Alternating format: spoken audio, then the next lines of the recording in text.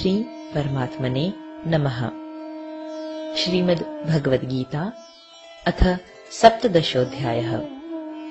अर्जुन बोले, हे कृष्ण, जो मनुष्य शास्त्र विधि को त्याग कर श्रद्धा से युक्त हुए देवादि का पूजन करते हैं, उनकी स्थिति फिर कौन सी है? सात्विकी है अथवा राजसी किंवा तामसी? श्री भगवान बोले, मनुष्यों की वह शास्त्रीय संस्कारों से रहित केवल स्वभाव से उत्पन्न श्रद्धा सात्विकी और राजसी तथा तामसी ऐसे तीनों प्रकार की ही होती है। उसको तू मुझसे सुन। हे भारत, सभी मनुष्यों की श्रद्धा उनके अंतःकरण के अनुरूप होती है। यह पुरुष श्रद्धामय है, इसलिए जो पुरुष जैसी श्रद्धा वाला है वह स्वयं भी वही है। सात्विक पुरुष देवों को पूजते हैं, राजस पुरुष यक्ष और राक्षसों को तथा अन्य जो तामस मनुष्य हैं वे प्रेत और भूतगणों को पूजते हैं। जो मनुष्य शास्त्र विधि से रहित केवल मन कल्पित घोर तप को तपते हैं तथा दंभ और अहंकार से युक्त एवं कामना, आसक्ति और बल के अभिमान से भी युक्त हैं, जो शरीर रूप से स्थित भूत समुदाय को और अंतःकरण में स्थित मुझ परमात्मा को भी कृश करने वाले हैं, उन अज्ञानियों को तू आसुर स्वभाव वाले जान। भोजन भी सबको अपनी अपनी प्रकृति के अनुसार तीन प्रकार का प्रिय होता है, और वैसे ही यज्ञ, तप और दान भी तीन तीन प्रकार के होते हैं। उनके इस पृथक पृथक भेद को तू मुझसे सुन।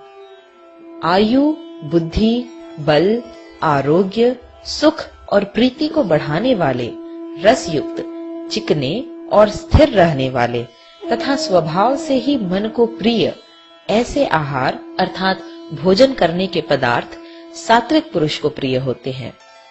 कड़वे, खट्टे, लवण युक्त, बहुत गरम, तीखे, रूखे, दाहकारक और दुख, चिंता तथा रोगों को उत्पन्न करने वाले आहार अर्थात भोजन करने के पदार्थ राजस पुरुष को प्रिय होते हैं।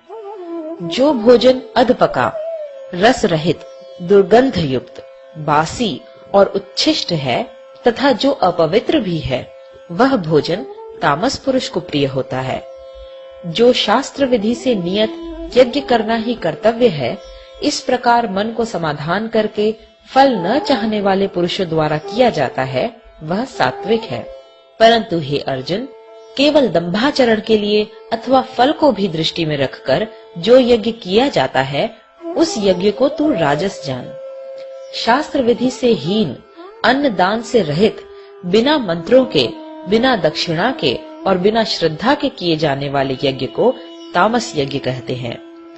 देवता, ब्राह्मण, गुरु और ज्ञानी जनों का पूजन, पवित्रता, सरलता, ब्रह्मचर्य और अहिंसा, यह शरीर संबंधी तप कहा जाता है।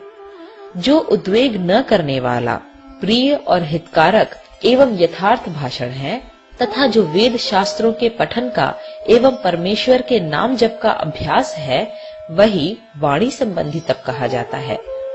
मन की प्रसन्नता, शांत भाव, भगवत चिंतन करने का स्वभाव, मन का निग्रह और अंतःकरण के भावों की भली भांति पवित्रता, इस प्रकार यह मन संबंधी तप कहा जाता है। फल को न चाहने वाले योगी पुरुषों द्वारा परम श्रद्धा से किए हुए उस पूर्वोक्त तीन प्रकार के तप को सात्विक कहते हैं। जो तप सत्कार, मान और पूजा के लिए तथा अन्य किसी स्वार्थ के लिए भी स्वभाव से या पाखंड से किया जाता है, वह अनिश्चित एवं क्षणिक फल वाला तप यहाँ राजस कहा गया है। जो तप मूढ़ता पूर्वक हठ से मन, वाणी और शरीर की पीड़ा के सहित एवं दूसरे का अनिष्ट करने के लिए किया जाता है, वह तप तामस कहा गया है। दान देना ही कर्तव्य है, ऐसे भाव से जो दान देश तथा काल और पात्र के प्राप्त होने पर उपकार न करने वाले के प्रति दिया जाता है, वह दान सात्विक कहा गया है। किंतु जो दान क्लेश पूर्वक तथा प्रत्युपकार के प्रयोजन से अथवा फल को दृष्टि में रखकर फिर दिया जाता है, वह दान राजस कहा गया है। जो दान बिना सत्कार के अथवा तिरस्कार पूर्वक अयोग्य देश काल में और कुपात्र के प्रति दिया जाता है वह दान तामस कहा गया है। ओम तत् सत, ऐसे यह 3 प्रकार का सच्चिदानंद घन ब्रह्म का नाम कहा है। उसी से सृष्टि के आदि काल में ब्राह्मण और वेद तथा यज्ञादि रचे गए। इसलिए वेद मंत्रों का उच्चारण करने वाले श्रेष्ठ पुरुषों की शास्त्र विधि से नियत यज्ञ, दान और तप रूप क्रियाएं सदा ओम इस परमात्मा के नाम को उच्चारण करके ही आरंभ होती हैं। तत् अर्थात तत् नाम से कहे जाने वाले परमात्मा का ही यह सब है। इस भाव से फल को न चाहकर नाना प्रकार की यज्ञ, तप रूप क्रियाएं तथा दान रूप क्रियाएं कल्याण की इच्छा वाले पुरुषों द्वारा की जाती हैं।